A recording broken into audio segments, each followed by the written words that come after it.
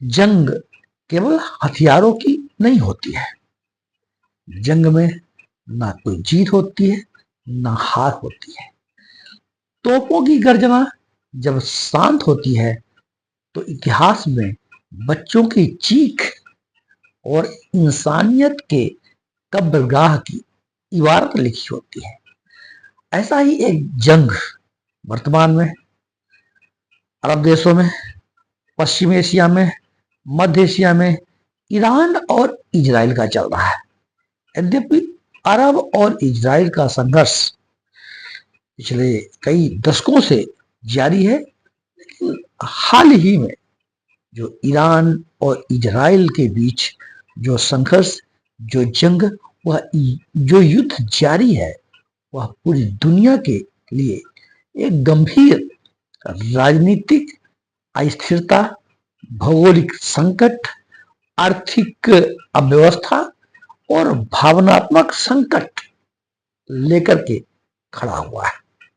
आज की इस हम चर्चा में बात करेंगे कि यह ईरान और इजराइल का युद्ध, जंग क्यों जारी है, ईरान का इतिहास क्या है, इजराइल का इतिहास क्या है, और इन दोनों देशों के लड़ने के पीछे क्या राजनीतिक, सामाजिक, आर्थिक और सांस्कृतिक कारण है। हम इनकी चर्चा करेंगे। हम जानते हैं कि ईरान एक पश्चिम एशिया का बहुत ही महत्वपूर्ण देश है और बहुत ही प्राचीन देश है। प्राचीन काल में इसे पर्सिया या फारस कहा जाता था और भारत से इसके बड़े अच्छे संबंध थे।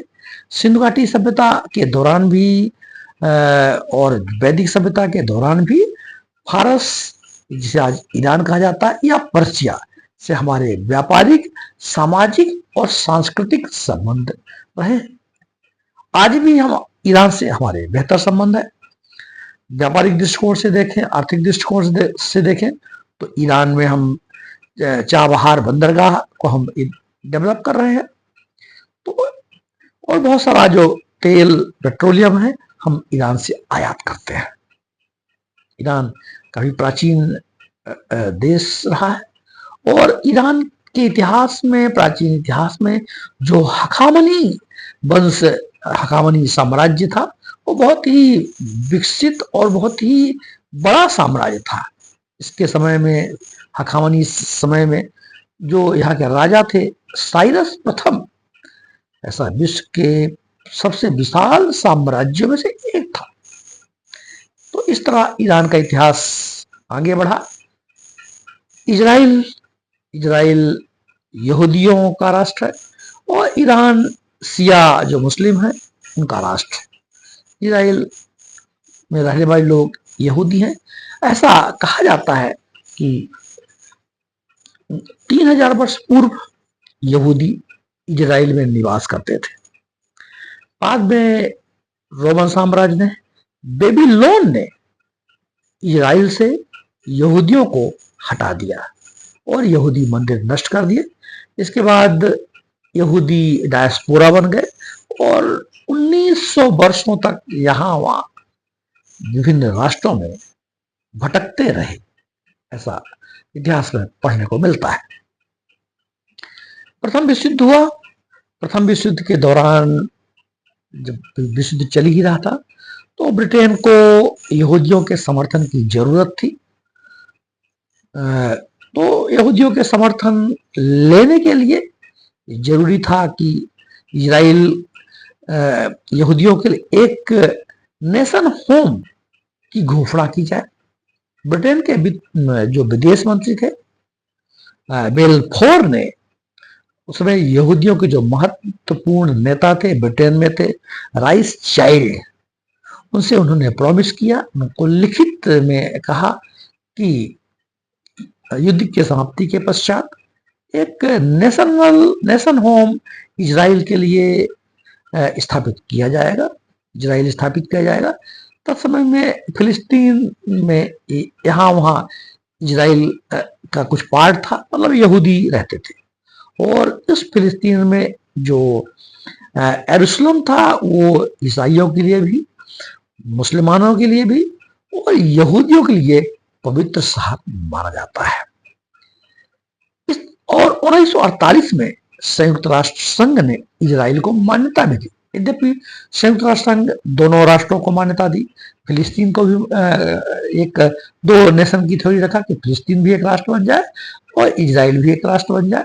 इजराइल ने इस बात को स्वीकार कर लिया है, फिलिस्तीन ने इस बात को स्वीकार नहीं किया और अरब कंट्रीज ने भी संयुक्त राष्ट्र संघ के इस प्रस्ताव को स्वीकार नहीं किया। इस तरह जो अरब इजराइल का जो संघर्ष था वह पुनः 1948 के बाद जारी रहा। 1967 में भी युद्ध हुआ और धीरे धीरे यह युद्ध की स्थिति काफी गंभीर होती चली गई और जो फिलिस्तीन देश था वो धीरे धीरे वहाँ के जो लोग थे वो कम होते चले गए और आगे चल करके जो गाजा पट्टी जो भूमध्य सागर के पास में है और वेस्ट बैंक का जो क्षेत्र है यहाँ ही फिलिस्तीन के लोग निवास करते रहे। पिछले साल भी जब इजराइल के कुछ लोग बंधक बना दिए गए तो फिलिस्तीन और इसराइल का संघर्ष हुआ, आज भी वो यथातथ जारी है। लेकिन हम बात कर रहे हैं ईरान की, ईरान और इजराइल की। ईरान और इजराइल में अभी संघर्ष जारी है, जंग जारी है और इजराइल की तरफ से ऑपरेशन राइजिंग लायन चलाया जा रहा है और ईरान की तरफ से ऑपरेशन ट्रू प्रॉमिस, ईरान की तरफ से ऑपरेशन ट्रू प्रॉमिस चलाया जा रहा है और इजराइल की तरफ से ऑपरेशन राइजिंग लायन चलाया जा रहा है और दोनों एक दूसरे पर ड्रोन के माध्यम से, मिसाइल के माध्यम से और बहुत ही आधुनिक हथियारों के माध्यम से अटैक कर रहे हैं। दोनों तरफ के नागरिक, डॉक्टर्स, सैन्य आर्मी पर्सन्स ये मारे जा रहे हैं। इजराइल के द्वारा ईरान में कई सैन्य ठिकानों पर जहां उनके ऐसा माना जाता है कि जहां उनके एटॉमिक ठिकाने हैं और जो उनके जो कारखाने हैं जहां से तेल निकाला जाता है, क्रूड ऑयल्स निकाले जाते हैं, वहां पे हमले किए गए और काफी नागरिक भी मारे गए, डॉक्टर भी मारे गए, ऐसा कहा जाता है। आखिर क्या कारण है, क्या कारण है कि इजराइल ने ईरान पर आक्रमण किया है और ईरान भी इजराइल पर आक्रमण कर रहे हैं? ऐसा नहीं है कि दुनिया के राष्ट्रों ने अरब और इजराइल पर, ईरान और इजराइल को समझाने का प्रयास ना किया हो और आपसी समझौता, आपसी भाईचारा, आपसी प्रेम बढ़ाने का प्रयास ना किया हो। अमेरिका ने भी, रूस ने भी, यद्यपि रूस ईरान का समर्थन करता है और अमेरिका इजराइल का समर्थन करता है और इसी के दौरान 2020 में एक समझौता हुआ जिसे अब्राहम समझौता कहा जाता है। अब्राहम कौन थे? अब्राहम वास्तव में एक प्रकार के पैगंबर माने जाते हैं, साझा पैगंबर। साझा पैगंबर का मतलब यह है कि अब्राहम को ईसाई भी, यहूदी भी और मुस्लिम तीनों अपना साझा पैगंबर माना जाता है। तो संयुक्त अरब अमीरात के प्रयास से और अमेरिका के मध्यस्थता से 2020 में अब्राहम समझौता संयुक्त अरब अमीरात और इजराइल के बीच हुआ और समझौता यह हुआ कि जो अरबन कंट्रीज हैं, इजराइल है, आपस में नेम प्रेम से, भाईचारे से, स्नेह से रहेंगे, एक दूसरे से सामाजिक, राजनीतिक, सांस्कृतिक, व्यापारिक और आर्थिक सहभागिता अपनाएंगे और साझेदारी करेंगे। ये अब्राहम समझौता था। ये थोड़ा सा अच्छा है, महत्वपूर्ण बिंदु है अब्राहम समझौता 2020 में। लेकिन यह समझौता भी कोई बहुत कारगर नहीं रहा। इजराइल को जब भी उसके अस्तित्व को चुनौती दी गई, जब भी उसके देश को खतरा पैदा हुआ, अभी हाल में उसका संघर्ष जारी है फिलिस्तीनियों से। जब फिलिस्तीनियों ने उनको, इजराइल के कुछ लोगों को बंधक बना लिया, इजराइल ने अटैक किया गाजा पट्टी में और आज भी बड़ी विकट स्थिति बनी हुई है। यूएन की जो पीस कीपिंग फोर्स है वो भी समझौता कराने का प्रयास कर रही है और वहाँ लंबे समय से संघर्ष जारी है, जिससे बीमारी और भुखमरी की स्थिति वहाँ भी है। इसके बावजूद भी ईरान और इजराइल का ये अटैक, जंग पुनः शुरू हो गया। वास्तव में अब्राहम समझौता के बाद शांति के प्रयास किए गए, लेकिन शांति बन नहीं पाई। आज इजराइल बहुत ही मजबूत सामरिक दृष्टिकोण से, बहुत ही आधुनिक वेपन्स हैं, एटम्स हैं, कृषि के क्षेत्र में काफी अग्रणी है और बहुत ही राष्ट्र प्रेम रखने वाले लोग वहां हैं और चारों तरफ से अर्बन कंट्री से घिरा हुआ भी है। ईरान की भी स्थिति मजबूत है। ऐसा इजराइल की मानना है कि ईरान परमाणु बम बना रहा है और यूरेनियम इनरिचमेंट की ओर बढ़ रहा है। देखिए, ऐसा है कि ईरान और इजराइल के जो संघर्ष अभी हुए हैं, ये हमेशा ऐसा नहीं रहा है। ईरान और इजराइल में कभी दोस्ती का दौर भी था। जब इजराइल एक राष्ट्र के रूप में सामने आया तो ईरान ही ऐसा पहला देश था जो गुप्त रूप से इजराइल को मान्यता दी और दोनों देशों में बड़ी सुंदर साझेदारी थी, बड़ी सुंदर दोस्ती थी, बहुत सुंदर यारी थी। ऑपरेशन फ्लावर था जो एक दूसरे से कारोबार में, व्यापार के क्षेत्र में, तेल के क्षेत्र में, सांस्कृतिक क्षेत्र में, इवन की जो सामरिक आदान प्रदान है, अस्त्र शस्त्र हैं, उनके क्षेत्र में भी ऑपरेशन फ्लावर के तहत ईरान और इजराइल एक दूसरे से साझेदार बने रहे।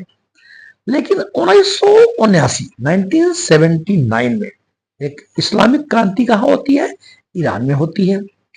अयतुल्ला खुमैनी आते हैं और उसको ईरान को एक इस्लामिक गणराज्य, इस्लामिक कंट्री अयतुल्ला खुमैनी के द्वारा घोषित कर दिया जाता है 1979 में।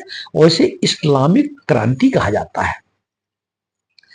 इस इस्लामिक क्रांति में अयतुल्ला खुमैनी के द्वारा एक नारा भी दिया गया कि इजराइल को मिटा दिया जाएगा, मिटा देना चाहिए। इजराइल की मान्यता है कि ईरान परमाणु बम बना रहा है और यूरेनियम की दृष्टिकोण से काफी वो मजबूत हो रहा है और यूरेनियम को इनरिच करने की जो प्रोसेस है, जो प्रक्रिया है, जो मशीनरी है, उसको डेवलप कर रहा है और जो प्राकृतिक यूरेनियम है वह उनको 60% तक इनरिचमेंट कर लिया है। अब हम इसको समझते हैं कि यूरेनियम इनरिचमेंट क्या होता है और इसकी क्या उपयोगिता है, क्या महत्ता है। सामान्य तौर पे जो प्राकृतिक यूरेनियम होता है उसमें यूरेनियम की मात्रा 0.7% होती है और इसकी कोई बहुत बड़ा उपयोगिता नहीं है। इसको इनरिच किया जाता है, यानी यूरेनियम की मात्रा बढ़ाई जाती है। हम जानते हैं कि यूरेनियम के 2 आइसोटोप्स हैं। आइसोटोप्स का मतलब ये होता है समस्थानिक, यानी जो आपका जो मैंडलीफ आवर्त सारणी है उनके एक उसी स्थान पे 2 आइसोटोप्स हैं। यूरेनियम के 2 समस्थानिक हैं, समस्थानिक, यूरेनियम 235 और यूरेनियम 238। इसको आइसोटोप कहा जाता है। परमाणु संख्या तो अलग अलग है, लेकिन परमाणु जो एटॉमिक वेट है, परमाणु भार और सामान्य केमिस्ट्री की बात है, थोड़ी सी हमने चर्चा कर ली। तो इस जो प्राकृतिक यूरेनियम है, जो प्राकृतिक यूरेनियम का जो ऐश निकाला जाता है उसमें यूरेनियम की मात्रा 0.7% होती है। इसको इनरिच किया जाता है, यानी यूरेनियम की मात्रा को बढ़ाया जाता है गैस सेंट्रीफ्यूजन टेक्निक के माध्यम से। गैस सेंट्रीफ्यूजन तकनीक एक लंबी प्रोसेस है, इसकी चर्चा हम अलग से कर लेंगे। तो इसको यूरेनियम की मात्रा को बढ़ाई जाती है। अगर उसको 3 से 6% किया जाता है तो ईंधन बनाने में, बिजली बनाने में काम आ जाता है।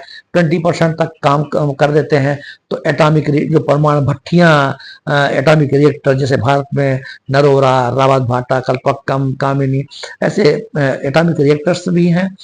ईरान में भी हैं, वहाँ भी हैं। तो ये बिजली बनाने का, जब अगर इसको यूरेनियम को 235 को इनरिच करके 20% तक कर दिया जाता है तो ईंधन बना करके बिजली बनाने का काम किया जाता है, एटॉमिक रिएक्टर बनाने का काम कर दिए जाते हैं। तो ये इसमें जो न्यूक्लियर फिजन का काम करता है ये यूरेनियम 235, यानी जो इनके जो एटॉम्स हैं, इनके जो वो दो भागों में टूटते हैं, परमाणु जब टूटते हैं तो बड़ी बड़ी मात्रा में एनर्जी बनती है, और इस एनर्जी को जो एटॉमिक रिएक्टर्स होते हैं उसमें बना जाता है, उसमें चेन रिएक्शन होती है, उनको कंट्रोल करने के लिए मंदक होता है, और भारी पानी ड्यूटेरियम ऑक्साइड का उपयोग किया जाता है। ये एक प्रोसेस है, केमिस्ट्री का क्षेत्र है। तो ये हमने चर्चा की। तो इजराइल का मानना ये है कि ईरान जो है कि यूरेनियम को डेवलप कर रहा है, उसकी यूरेनियम की मात्रा को बढ़ा रहा है, और अगर 90% तक यूरेनियम को डेवलप कर लिया तो परमाणु बम बनाने में सक्षम हो जाएगा। और ईरान के पास एक परमाणु बम आ जाता है तो इजराइल का कोई ऐसा आशंका है, डर है, भय है कि वह इजराइल पर अटैक करेगा और इजराइल का अस्तित्व भी मिटा सकता है। तो इस तरह ईरान और इजराइल का जो ये भय है, इजराइल का भय है, इसके कारण इजराइल ने ईरान पर अटैक किया। ईरान और कई जगह क्षतियां इजराइल को भी हो रही हैं और ईरान को भी हो रही हैं। ईरान की जो भौगोलिक की स्थिति है कुछ मामले में बड़ी मजबूत है। जैसे ईरान में जो फारस की खाड़ी और ओमान की खाड़ी और फारस की खाड़ी जो ईरान के दक्षिण का जो पार्ट है, इसके उत्तर का जो उत्तरी सीमा है वो कैस्पियन सागर है। बड़ा सुंदर क्षेत्र है, कैस्पियन सागर का हरा भरा क्षेत्र है ईरान का। और इसके दक्षिणी क्षेत्र में जो फारस की खाड़ी और ओमान की खाड़ी, इन दोनों जो वाटर बॉडी को, इन दोनों समुद्र को, फारस की खाड़ी को और को जोड़ने के लिए जो स्ट्रेट है जिसको जलडमरूमध्य कहा जाता है, उसको होर्मुज स्ट्रेट कहा जाता है। ये नैरो स्पेस होते हैं जो दो स्पेस वाटर बॉडीज को, या एक वाटर बॉडी और एक स्पेस को मिलाने का काम करते हैं। जैसे भारत श्रीलंका का पाक जलडमरू मध्य हो गया, ऐसी मलक्का जलडमरू मध्य बड़ा फेमस है। इसी तरह होर्मुज स्ट्रेट जो है, इसको जलसंधि कहते हैं, जलडमरू मध्य भी कहते हैं, स्ट्रेट अंग्रेजी में कहते हैं। तो ये होर्मुज बड़ा ही महत्वपूर्ण है। होर्मुज जल स्ट्रेट के माध्यम से दुनिया का 20% तेल व्यापार होता है। अगर ईरान इस होर्मुज स्ट्रेट को बंद कर देता है, नियंत्रित कर देता है, तो तेल व्यापार में बड़ी बाधा आएगी, भारत को भी तेल का संकट आएगा। ईरान तेल और प्राकृतिक गैस में बहुत संपन्न है, दुनिया का चौथा सबसे संपन्न राष्ट्र ईंधन, मतलब जो नेचुरल गैस है और जो ये जो मिनरल ऑयल है, खनिज तेल है, जिसमें से डीजल और पेट्रोल निकाले जाते हैं। तो इसके बारे में बहुत ही रिच है वो। और होर्मुज जो जलसंधि है, स्ट्रेट है, उनके माध्यम से ये व्यापार होता है। अगर ईरान इस पर नियंत्रित कर लेता है कि कहां से होर्मुज जलसंधि बंद हो जाती है, तो दुनिया के देशों में तेल व्यापार को बड़ा विपरीत परिस्थितियों का सामना करना पड़ेगा। ईरान का भी समर्थन करने वाले बहुत सारे देश है, इजराइल का भी, अमेरिका समर्थन करता है, रूस समर्थन करता है ईरान का, और बहुत सारी जो अर्बन कंट्रीज है वो भी अभी तो तटस्थ है, लेकिन आगे चल के अरब इजराइल संघर्ष का एक स्वरूप भी ले सकता है। तो आज जरूरत इस बात की है कि जो न्यूक्लियर्स सेक्टर्स हैं, न्यूक्लियर्स बम हैं, और जो न्यूक्लियर्स हैं तो इनको, जो एटॉमिक सेक्टर्स हैं, इनका उपयोग ईंधन के रूप में बिजली बनाने के लिए, शांतिपूर्ण कार्यों के लिए हो, मानवता को नष्ट करने के लिए, इंसानियत को संघर्ष में झोंकने के लिए, इंसानियत को जंग में छोड़ने के लिए, ना तो इजराइल के लिए ठीक है ना तो ईरान के लिए ठीक है। इस तरह ईरान और इजराइल के दोनों ऑपरेशन जारी है। ऑपरेशन राइजिंग लायन जो इजराइल का है, और ऑपरेशन ट्रू प्रॉमिस ईरान का है। तो इस तरह ये दोनों में संघर्ष जबरदस्त तरीके से जारी है। इससे पूरे पश्चिमी एशिया के देशों में एक अस्थिरता का माहौल बना हुआ है, एक संकट का माहौल बना हुआ है। भारत के लिए भी स्थिति गंभीर बन सकती है, क्योंकि जो तेल का व्यापार है, हम बहुत सारा तेल जो क्रूड ऑयल्स है हम ईरान से लेते हैं। इजराइल से भी हमारे बहुत अच्छे संबंध है और ईरान से भी हमारे संबंध अच्छे हैं। भारत का ये कूटनीतिक प्रयास होगा कि यह जंग बंद हो, शीघ्र ही बंद हो, क्योंकि कोई भी जंग मानवता के हित में नहीं होती है। जब भी ये जंग जारी होता है तो कई निर्दोष निरीह प्राणी मारे मारे मारे जाते हैं, इंसानियत मारी जाती है। और ये पूरी जो प्राकृतिक व्यवस्था है, ईश्वर का बनाया हुआ ये संसार है, उसको नष्ट करने का, उसको मार देने का अधिकार किसी भी देश को नहीं होना चाहिए। ये मानव अधिकारों का जबरदस्त उल्लंघन है। हमें ये सोचना चाहिए कि प्रत्येक कार्य बातचीत के माध्यम से, शांतिप्रिय माध्यम से इसको ठीक करना चाहिए, क्योंकि अंततः हम मानव हैं, हम इंसान हैं, और इंसान और मानव में प्रेम, सहकार और भाईचारा ही ऐसे तत्व होते हैं जो हमें मानव बनाते हैं। आखिर ये दुनिया लड़ने के लिए, एक दूसरे के अस्तित्व को मिटा देने के लिए नहीं है। दुनिया ने 2 विश्व युद्ध देखे हैं। प्रथम विश्व युद्ध देखा, द्वितीय विश्व युद्ध देखा, 1914 से 18 तक प्रथम विश्व युद्ध हुआ। द्वितीय विश्व युद्ध 1939 से 1945 तक हुआ और मानवता का भारी नुकसान हुआ। आखिर यह इंसान कब तक लड़ता रहेगा? प्रेम के लिए ही संसार में आया है। भगवान प्रेम को भगवान का स्वरूप कहा जाता है। तो आखिर हम वो इंसानियत और प्रेम का वह पाठ क्यों नहीं पढ़ा पा रहे हैं?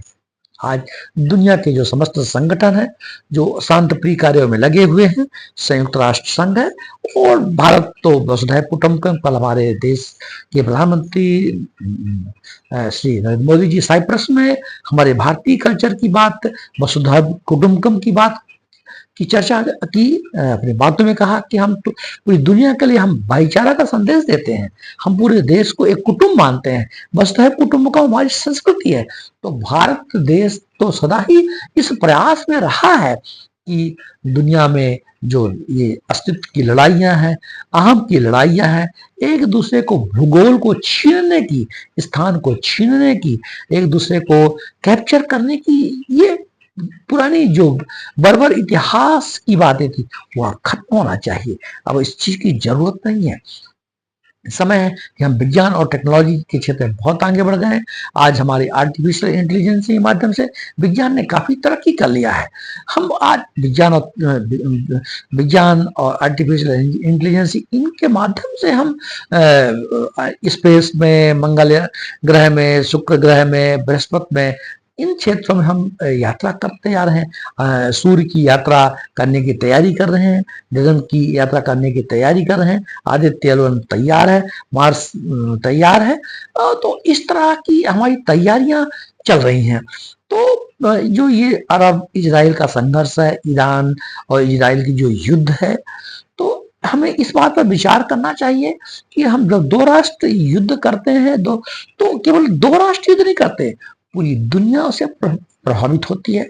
आज सभी देशों के पास बहुत ही सोफिस्टिकेटेड वेपन्स हैं, अत्याधुनिक वेपन्स हैं, और इस तरह से अगर देश युद्धों में रत हो जाएंगे तो मानवता को बड़ी हानि होनी है। इसलिए समस्त राष्ट्रों से, दुनिया के जो समस्त विश्व के समस्त ऐसे जो संगठन हैं जो शांति प्रिय कार्यों के लिए एक दूसरे को मध्यस्थता का कार्य करते हैं, तो उन्हें आगे आना चाहिए और ऐसे संघर्षों को, ऐसे युद्धों को, जो कि मध्यकाल में इस तरह के बर्बर युद्ध लड़े जाया करते थे अपने विस्तार के लिए, अपने राज्यों के विस्तार के लिए, अब वह समय नहीं है। ऐसा अब समय एक दूसरे के साथ मिल बांट करके प्रेम और भाईचारे, क्योंकि हमारा विज्ञान और साहित्य, हमारा अध्यात्म और हमारी भावनाएं विकास की काफी ऊंचाइयों तक कर गई है। दुनिया के समस्त देशों ने अध्यात्म के क्षेत्र में काफी आगे ऊंचाइयां छू ली हों, चाहे वो पश्चिम के देश हों, पूर्व के देश हों, दर्शन के क्षेत्र में, अध्यात्म के क्षेत्र में बहुत आगे बढ़ गए हैं। 21 जून आ रहा है, पूरी दुनिया अंतर्राष्ट्रीय योग दिवस मनाने जा रही है। और योग दिवस इसीलिए मनाया जाता है कि हम शारीरिक और मानसिक रूप से स्वस्थ रहें। और योग तो आत्मा और परमात्मा के मिलन की एक प्रक्रिया है। तो ये जो हम समझते दुनिया में इस तरह के जो हमने ऑकेजन को अपनाते हैं, ऐसे अवसरों को हम जीवन में लाते हैं, ऐसे को शेयर करते हैं, पार्टिसिपेट्स करते हैं, ताकि दुनिया सुंदर बन सके। दुनिया की खूबसूरती ही भगवान की आराधना है। तो हम सब इस तरह के जो भावनाएं हैं, इस तरह के इमोशंस हैं, हम कब उनको अपनाएंगे, कब हम उसको समझेंगे। हमारे साहित्यों में, हमारी संस्कृतियों में, चाहे दुनिया का कोई भी साहित्य हो, कोई भी संस्कृति हो, कोई भी सामाजिक व्यवस्था हो, भाईचारा और प्रेम ही सिखाया जाता है। हमको उसे जीवन में अपनाने की जरूरत है, ना कि जंग करने की। आज आप चाहे गाजा पट्टी का क्षेत्र देख लें, वेस्ट बैंक का क्षेत्र देख लें, उधर ईरान भी कोई कम नहीं है। वो भी एक प्रकार के प्रॉक्सी संगठन खड़ा कर रखा है, हमास के रूप में है, जो कि गाजा पट्टी में काफी सक्रिय है। लेबनान में हिजबुल्लाह है, यमन में हुती है, और जो सिया संगठन, ऐसे बहुत सारे जिहादी संगठन हैं जिसको ईरान के द्वारा, यमन के द्वारा, सीरिया के द्वारा समर्थन दिया जा रहा है। और इजराइल को भी भय तो रहता ही है। अभी वो हिजबुल्लाह से उन्होंने लोहा लिया, हमास से लोहा लिया। तो इस तरह ईरान को भी जो अपने छद्म संगठन तैयार कर रखा है, प्रॉक्सी जो वार तैयार कर रखे हैं, उन्हें भी इन चीजों से हटना चाहिए।